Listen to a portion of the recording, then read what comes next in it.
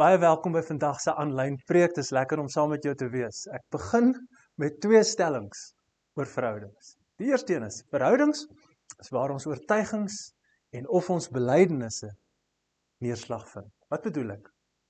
Die goed wat ons glo, wat ons sterk oor voel, die belydenisse wat ons maak oor die lewe en oor die dinge wat ons glo uit die Bybel uit. Dis word juis getoets binne in verhoudings. Jy sê jy is diensbaar, verhoudings kom in 'n toets dit. Jy sê jy is nederig of kundig, of jy is diensbaar. Dis in verhoudings wat dit getoets word. En daarom maak dit nie saak wat ons sê, bely, of selfs bereik het in die lewe nie. As ons sukkel met verhoudings, kan mens maar net sowel 'n streep daardeur trek. Dis Paulus wat gesê het, al het ek die gawe van profesie, en ken ek al die geheimenisse, en besit ek al die kennis, en het ek al die geloof om berge te versit, maar ek het geen liefde nie, dan is ek niks.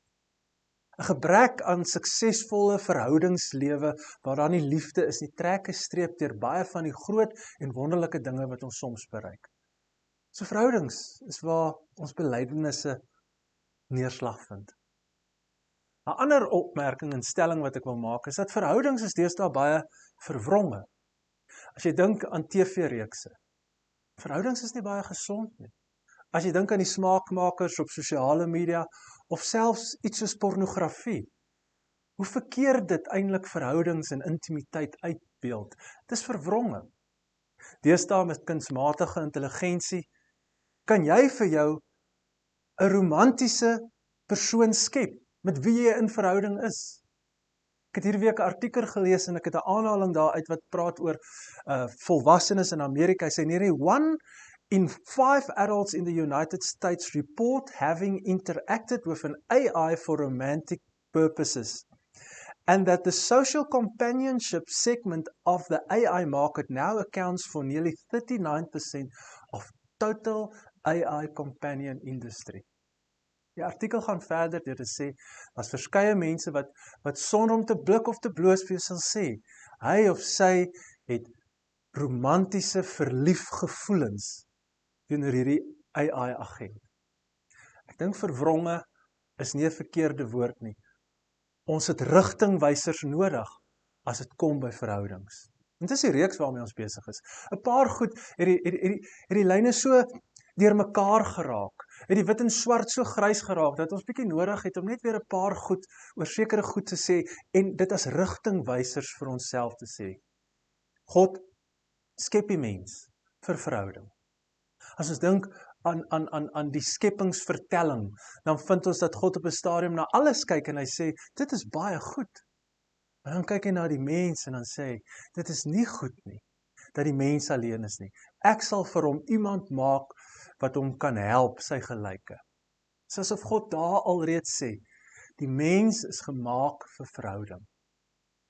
Toe iemand eenslag vir Jesus probeer vra oor, hoe kry mens die ewige lewe? Hoe doen mens wat reg is? Hoe kry ek die regmerkie langs my naam te sê, jy moet die Here jou God lief hê? Julle hart, julle siel, julle verstand, en die mense om jou, soos jouself. Soos of Jesus ook wil sê, hier is die toets, dis verhoudings. Wat doen jy in verhoudings? Nou die Bybel sê baie oor verhoudings.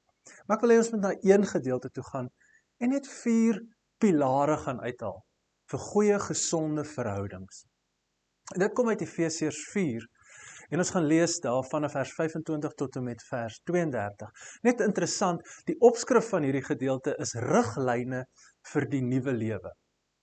Nou dis nogal 'n woord wat Paulus baie gebruik in die boek Efesiërs. Hy sê vir die mense, julle het nou 'n nuwe manier van lewe nodig. Jy moet die ou manier uittrek, en jy moet jou klee met 'n nuwe manier van lewe. Hy sê, hier's 'n ander gedragskode as jy 'n Jesus-volgeling is.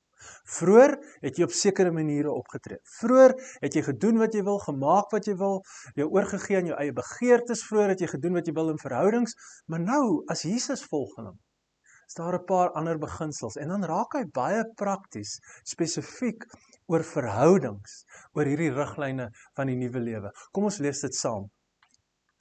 Hy begin, hy sê, nou dat julle die valsheid afgelê het, moet julle onder mekaar die waarheid praat, want ons lede van dieselfde liggaam. As julle kwaad word, moenie sondig nie, en moenie die dag kwaad afsluit nie. Moenie die duiwel vatkans gee nie. Vuil taal moet daar nooit uit julle mond kom nie. Praat net wat goed en opbouend is volgens die eis van omstandighede, sodat dit julle hoorders ten goeie kan kom. Moet nooit verbitterd of opvleend wees of woedend word nie. Moenie vloek of skel nie. Moet niks doen wat sleg is nie. Wees goedsgesind en hartlik teenoor mekaar en vergewe mekaar soos God julle ook in Christus vergewe het. As ons hierdie gedeelte sou vat en ons sou hom negatief lees, is ook 'n manier om baie keer na 'n teks te kyk. En ons sou hom lees deur die bril van iemand wat nie die nuwe lewe het. Dan sal hy so lees, min of meer. Julle het nie die valsheid afgelê nie. Daarom hoef julle nie onder mekaar die waarheid te praat. Want ons is mos nie lede van dieselfde liggaam nie. As jy kwaad word, Sondag, maak wat jy wil. Al gee dit vir die duiwel vatkans in jou lewe. Moenie bekommerd wees oor die taal wat jy gebruik nie. Vloek, skel, doen wat jy wil en moet mekaar nie vergewe nie, al het Jesus julle vergewe. Kan jy hoor? Paulus sê eintlik vir hulle, julle het 'n manier gehad van lewe, want daai moet verander. 4 pilare. Die eerste pilaar, hy sê kommunikasie. Nou dat julle die valsheid afgelê het, dis die een ding wat jy doen. Wat moet jy nou doen? Jy moet nou onder mekaar begin praat. Jy moet die waarheid met mekaar praat. Verhoudings is nie 'n plek vir stilstypte nie. Verhoudings is 'n plek waar daar gepraat moet word. Nou besef ek, in enige verhouding, by vriendskap, romanties, huwelik, 'n werksverhouding, broers-susters verhouding, net in enige verhouding is daar mense wat makliker praat as ander. Maar dit vrywaar ons nie van die feit dat ons moet praat nie. Ek weet, baie van ons het net 300 woorde, en as jy terug teen middagete by die werk, is jou 300 woorde op, en jy het nie tyd om in jou verhoudings verder te praat nie. Maar kommunikasie is verskriklik belangrik, dit is daai suurstof van 'n verhouding. Wanneer mense ophou praat in 'n verhouding, is daai verhouding in die moeilikheid. In een van my vorige gemeentes, die vorige gemeente wat ek was, het ek op 'n stadium bietjie huweliksberading gedoen met 'n professionele paartjie. Die man was 'n aktuaris en die vrou was 'n CA. So hulle was albei mense wat redelik meer na die analitiese syferkant van die lewe was. Op 'n manier het hulle mekaar gevind en hulle het getrou. Maar so hier 'n jaar in die huwelik en besef hulle maar hulle het moeilikheid en hulle het my kom sien en hoe meer ek met hulle gesels, kom ek agter maar hierdie mense gesels nie, want hulle is nie praters nie. En op een of ander rede kry ek 'n idee, ek glo dit was die Heilige Gees seker maar wat dit vir my in daai oomblik gegee het. Ek sê toe vir hulle, weet jy wat, ek dink julle moet 'n weeklikse vergadering skeduleer op 'n donderdag aand met mekaar. 7 uur. Ek het dit nog skaars gesê, toe sy haar foon uit en stuur 'n paar calendar invites vol. En dan praat julle by daai vergadering. En dan sien ons mekaar so oor 'n maand, nadat julle 4 sulke vergaderings gehad het. Na 'n maand sien ek hulle en ek kan duidelik sien daar's 'n verandering, want hulle het begin praat.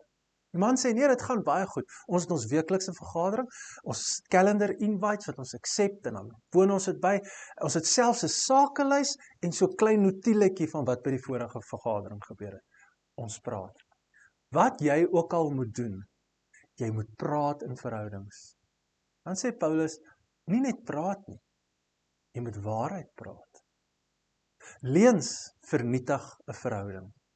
En die uitnodiging kom, hy sê, nou dat julle die valsheid afgelê het, moet julle onder mekaar die waarheid praat.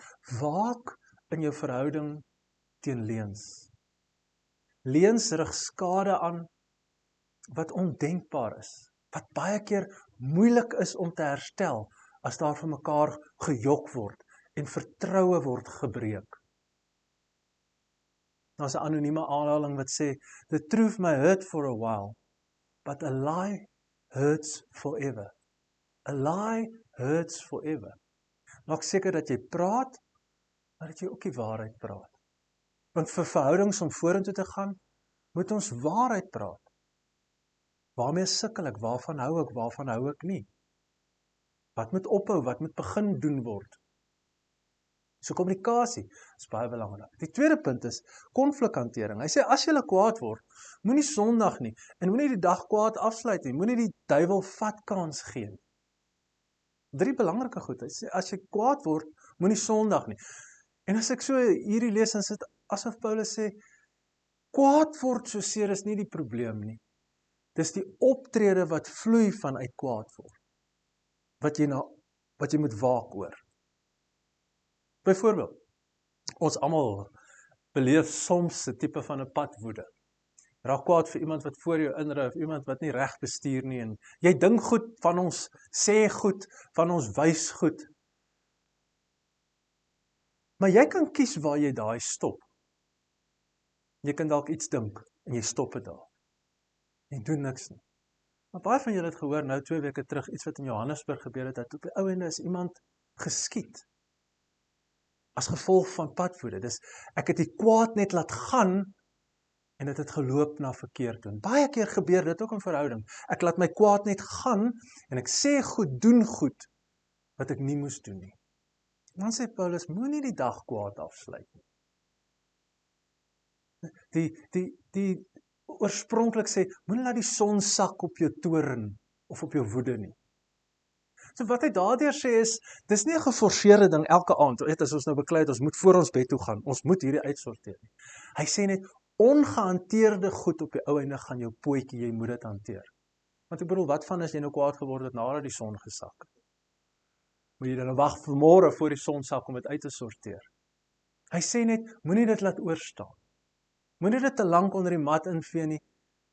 Hanteer dit. Want as jy dit nie hanteer nie, sê hy in die derde plek, gee jy vir die duiwel 'n vatkans in jou lewe.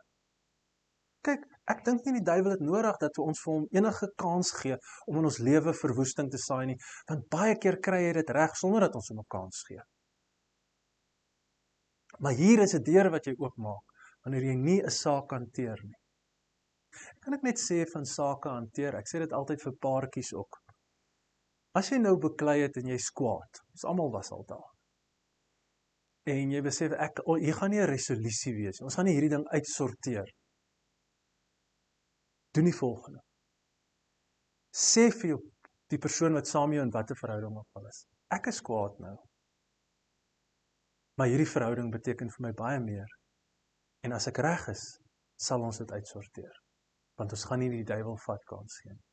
En dan is daar soms sekere situasies wat jy van moet wegloop. Jy sê, ek het genoeg hiervan gehad. Hierdie vat my na 'n plek van sondig toe, hierdie vat my na 'n plek toe waar ek vir die duiwel 'n vatkans in my lewe gee. Ek kies om weg te stap. So, konflik moet hanteer word. En baie keer is hantering ook om jou uit dit uit te haal. As jy aanhou seer kry, is dit ook om jou uit te haal. Maar Paulus moedig ons aan om dit te hanteer. Dan die derde pilaar is opbouende woorde.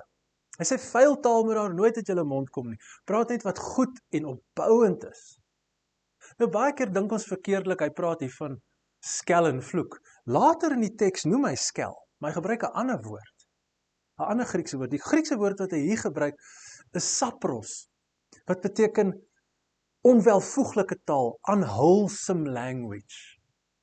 Anderswoorde, en dan gaan hy verder, en deurdat hy sê, watter tipe taal ons moet gebruik, verstaan ons eintlik wat hy bedoel met sapros. Hy sê, gebruik opbouende woorde. So sapros is eintlik afbrekende, onwelvoeglike, afkrakende woorde. En hoeveel keer gebeur dit nie juis in verhoudings? Ons mekaar afkraak, afbreek met ons woorde. Ek kyk baie keer mense wat veral lank in 'n verhouding is, het sy getroud of miskien broers en susters, hoe hulle by kuiers mekaar te woorde eintlik afkraak, kleiner maak. Hy sê nee, die woorde wat jy moet gebruik, moet mense opbou. Ons ouers het altyd vir ons gesê, as jy nie iets goed kan sê nie, bly eerder stil. Nou soms moet ons oor goed praat. Kyk, stil bly is ook 'n probleem. Maar as tog waar is, as my woorde jou nie gaan beter maak nie, bly eerder stil. Hoekom moet ek dit sê? Hoekom moet ek jou afkraak met my woorde? Ek dink ons het nodig om te dink dat my woorde maak jou beter, los jou beter. Laat jou meer in jouself glo. Dit is mos baie lekker as jy saam met iemand kuier, wat graag van jou storie wil hoor, en dan ook vir jou aanmoedigende woorde gee, as jy jou storie vertel. Ek het so 2 weke terug met so iemand gekuier. Die persoon het net na my geluister, en die persoon het aanmoedigende, opbouende woorde vir my gegee. Ek het in my kar geklim en weggery van daai afspraak af. Ek het positief gevoel. Ek het kans gesien, vir wat 'n uitdaging ook al. Wil jy nie so 'n persoon wees as dit by verhoudings kom nie?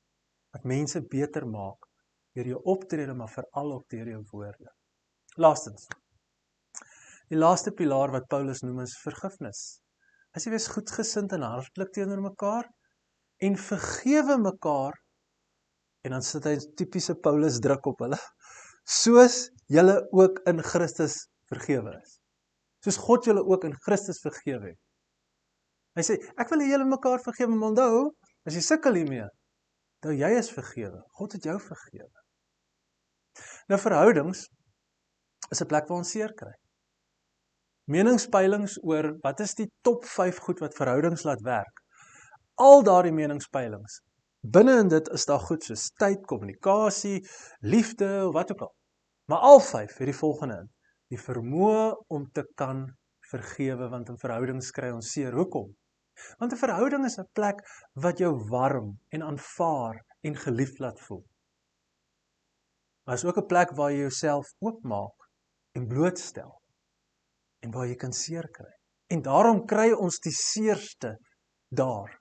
En as jy daai seer beleef en daai pyn beleef, dan voel jy, iemand moet boet. En nou begin jy hierdie ding in jou hart te dra. Tot en met daai persoon, hy of sy nie gekry het, wat sy verdien, of wat hy verdien nie, gaan ek hierdie wrok in my hart dra. En op die ou einde, land jy in 'n siklus waar jy nie kan kom nie. En dit beroof lewe van jou af. Iemand het eens gesê, onvergewensgesindheid is soos om rotgif te eet en te kyk en hoop die rot gaan dood. Daardie persoon se lewe gaan aan heel waarskynlik, en jy dra hierdie ding saam met jou. So dis nodig dat jy sal kan leer om te vergewe. Ek het al soveel keer vergifnis binne in verhoudings gesien, en die effek wat dit het op die verdieping en op die verder vat van die verhouding. 3 goedjies oor vergifnis. Ek dink vergifnis begin by 'n bely. Om te praat met mekaar en hopelik dat een persoon vir die ander persoon sal bely en sê, ek besef, ek het jou seer gemaak. Indien daai gesprek nie kan kom nie, lê die belydenis by jou. Jy moet sê, daai persoon het my seer gemaak, maar ek probeer verstaan hoekom, en ek bely dat ek gaan vergewe. Dan is die tweede stap, 'n besluit wat jy neem. Ek gaan nou hierdie besluit neem om te vergewe. En dan die laaste stap is bou. Ek gaan nou weer aan hierdie verhouding bou. Ek gaan dit wat die persoon gedoen het, nie saam met hom of haar sit as een pakkie nie. Ek gaan dit as 'n aparte episode neersit, maar hierdie persoon gaan ek nou aan hierdie verhouding bou. En wanneer hierdie begin gebeur, gaan jy agterkom hoe verhoudings verdiep en ook verder kan gaan. Ons leef in 'n tyd, soos ek aan die begin gesê het, waar verhoudings baie verwronge is. En ons het rigtingwysers nodig. Vandag hierdie 4 goed. Kom ons praat. Kom ons hanteer goed. Kom ons vergewe mekaar. Kom ons gebruik woorde om mekaar beter maak. En kyk 'n bietjie wat se effek dit in jou verhoudings het. Want wat jy ook al glo, wat jy ook al bely, beteken niks as jy dit nie reg kry in verhoudings nie. Mag die Here ons almal help. Kom ons sluit ons oë. Here, ek bid nou dat die genade van ons Here Jesus Christus, die liefde van God die Vader en die gemeenskap van die Heilige Gees met ons sal wees, tot ons weer op watter manier ook al by mekaar kom. Amen.